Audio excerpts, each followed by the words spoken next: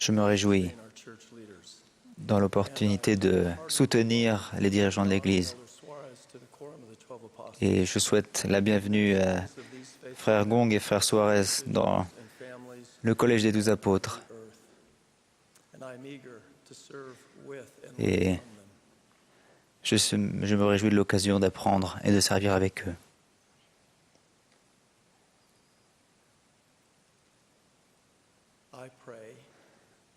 Je prie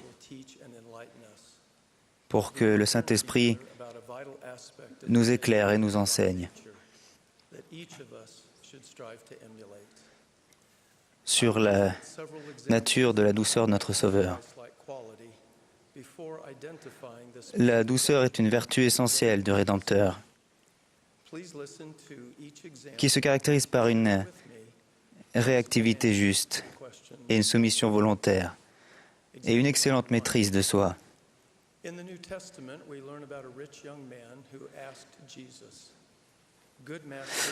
Dans le Nouveau Testament, nous découvrons l'histoire d'un jeune homme riche qui demanda à Jésus « Maître, que dois-je faire de bon pour avoir la vie éternelle ?» Tout d'abord, le Sauveur l'exhorta à respecter les commandements. Ensuite, il lui donna une condition supplémentaire adaptée à ses besoins et à sa situation personnelle. Jésus lui dit « Si tu veux être parfait, va, vends ce que tu possèdes, donne-le aux pauvres, et tu auras un trésor dans le ciel.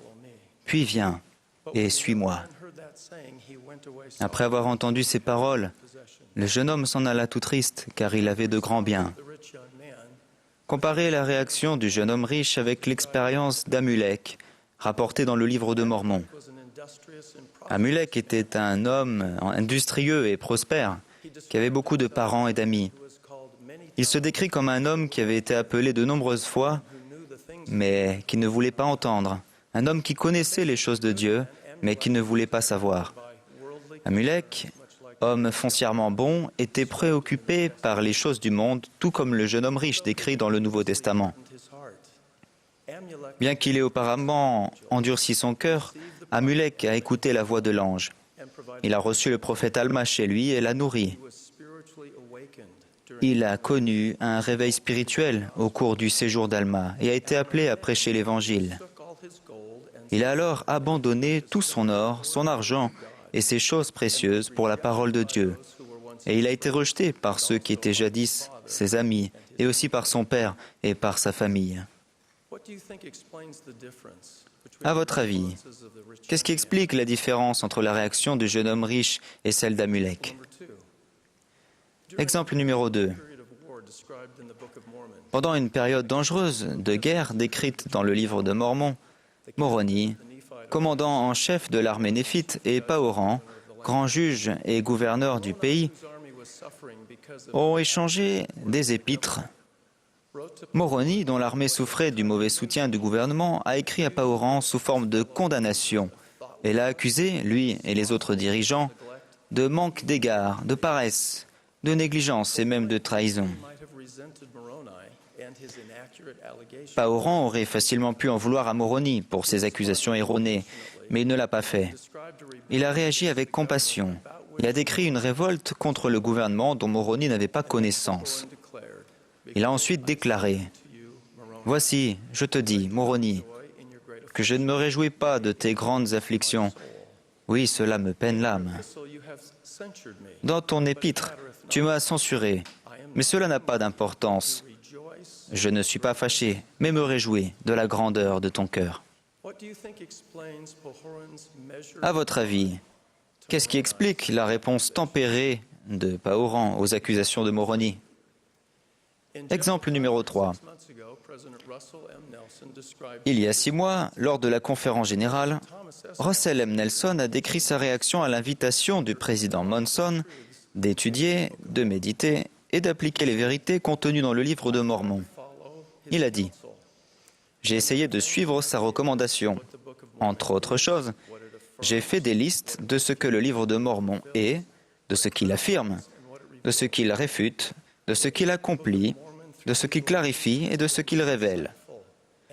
Regardez le livre de Mormon, à travers ces prismes, a été un exercice révélateur et inspirant. Je le recommande à chacun de vous. Henry B. Eyring a également souligné l'importance de la demande du président Monson dans sa vie. Il a noté « Je lis le livre de Mormon tous les jours depuis plus de 50 ans. J'aurais donc pu raisonnablement penser que les paroles du président Monson s'adressaient à quelqu'un d'autre. Pourtant, comme bon nombre d'entre vous, j'ai senti l'encouragement et la promesse du prophète m'inviter à faire un effort supplémentaire. L'heureux résultat pour moi et pour bon nombre d'entre vous a été ce que le prophète avait promis. À votre avis, qu'est-ce qui explique la réaction immédiate et sincère de ces deux dirigeants de l'Église du Seigneur à l'invitation du président Monson? Je ne sous-entends pas que l'on peut expliquer les fortes réactions spirituelles d'Amulek, de Paoran, du président Nelson et du président Eyring à l'aide d'une seule vertu chrétienne. Il est certain que la maturité spirituelle manifestée de ces quatre nobles serviteurs est le résultat de plusieurs vertus et expériences liées. Mais le Sauveur et ses prophètes ont souligné une qualité indispensable que chacun de nous doit mieux comprendre et s'efforcer de cultiver. Notez bien la caractéristique que le Seigneur utilise pour se décrire dans le verset d'écriture suivant.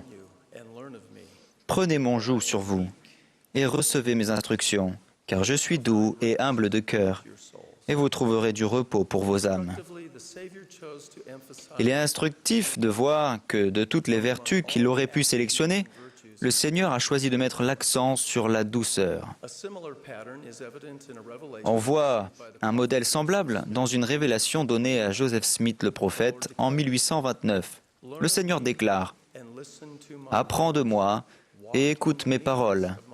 Marche dans l'humilité de mon esprit et tu auras la paix en moi. » La douceur est une vertu essentielle du Rédempteur qui se caractérise par une réactivité juste, une soumission volontaire et une excellente maîtrise de soi. Cette qualité nous aide à comprendre plus pleinement les réactions d'Amulek, de Paoran, du président Nelson et du président Eyring. Par exemple, le président Nelson et le président Eyring ont réagi rapidement et de manière juste à l'encouragement du président Monson de lire et d'étudier le livre de Mormon. Bien que ces deux hommes occupent des postes importants dans l'Église et qu'ils aient étudié les Écritures en profondeur depuis des dizaines d'années, ils n'ont fait preuve d'aucune hésitation ni d'aucune suffisance. Amulek se soumit de bon cœur à la volonté de Dieu, accepta un appel à prêcher l'Évangile et quitta sa situation prospère et les personnes qu'il connaissait bien. Et Paoran sut relativiser et faire preuve d'une grande maîtrise de soi pour agir au lieu de réagir, tandis qu'il expliquait à Moroni les difficultés qu'avait engendré une rébellion contre le gouvernement. La vertu chrétienne de la douceur est souvent mal comprise dans le monde actuel. La douceur est forte, pas faible. Elle est active, pas passive. Elle est courageuse, pas timide. Elle fait preuve de retenue, pas d'excès. Elle est modeste, ne se met pas en avant. Elle est bienveillante, pas effrontée. Une personne douce ne s'irrite pas facilement. Elle n'est ni prétentieuse, ni autoritaire, et elle reconnaît, sans hésiter, les accomplissements d'autrui. L'humilité signifie généralement que l'on dépend de Dieu et que l'on a continuellement besoin de ses conseils et de son soutien. La douceur se caractérise par une réceptivité spirituelle particulière qui nous permet d'apprendre du Saint-Esprit et des personnes qui peuvent paraître avoir moins de capacités, d'expérience ou d'instruction, qui n'occupent peut-être pas de postes importants ou qui donnent l'impression de ne pas avoir beaucoup à offrir. Souvenez-vous de Naaman. Naaman, capitaine de l'armée du roi de Syrie, qui surmonta son orgueil pour accepter avec humilité le conseil de ses serviteurs d'obéir au prophète Élisée et de se laver 7 fois dans le Jourdain. La douceur est la protection principale contre la cécité qu'engendre l'orgueil et qui résulte souvent de la notoriété, du rang social, du pouvoir, de la richesse et de l'adulation. La douceur est une vertu que l'on acquiert par le désir, le juste exercice du libre arbitre et par les efforts constants pour conserver le pardon de ses péchés. C'est aussi un don spirituel qu'il est bon que nous recherchions. Cependant, nous devons nous souvenir du but dans lequel on reçoit cette bénédiction, à savoir pour le profit des enfants de Dieu. Tandis que nous allons au Sauveur et que nous le suivons, notre capacité de devenir semblable à lui augmente de plus en plus. L'Esprit nous donne une maîtrise de soi rigoureuse et un comportement calme et posé. Ainsi, la douceur est un état que nous atteignons en tant que disciples du Maître. Ce n'est pas simplement une manière d'agir. Moïse était instruit dans toute la sagesse des Égyptiens, et il était puissant en parole et en œuvre. Cependant, c'était un homme très doux, plus qu'aucun homme sur la face de la terre. Sa connaissance et ses compétences auraient pu faire de lui un homme orgueilleux. Au lieu de cela, cet attribut ou don spirituel de la douceur qu'il avait reçu et atténué l'arrogance et a fait de lui un instrument pour accomplir les desseins de Dieu. On trouve les exemples les plus éloquents et les plus majestueux de douceur dans la vie du Sauveur lui-même. Le grand Rédempteur, qui est descendu au-dessous de tout, qui a souffert et a versé son sang, et qui est mort pour nous purifier de toute iniquité, a lavé avec tendresse les pieds poussiéreux de ses disciples. Une telle douceur est un trait distinctif du serviteur et du dirigeant qu'était le Seigneur. Jésus a donné l'exemple suprême d'une réaction parfaite et d'une soumission volontaire lors de sa souffrance atroce à Gethsémani. Lorsqu'il fut arrivé dans ce lieu, il dit à ses disciples, « Priez, afin que vous ne tombiez pas en tentation. » Et s'étant mis à genoux, il pria, disant, « Père, si tu voulais éloigner de moi cette coupe, toutefois, que ma volonté ne se fasse pas, mais la tienne. » La douceur que le Sauveur a manifestée au cours de cette expérience atroce, dont l'importance était éternelle, nous montre à tous combien il est essentiel de placer la sagesse de Dieu avant la nôtre. La soumission volontaire et la maîtrise de soi dont le Sauveur a constamment fait preuve sont impressionnantes et nous pouvons tous en tirer des leçons.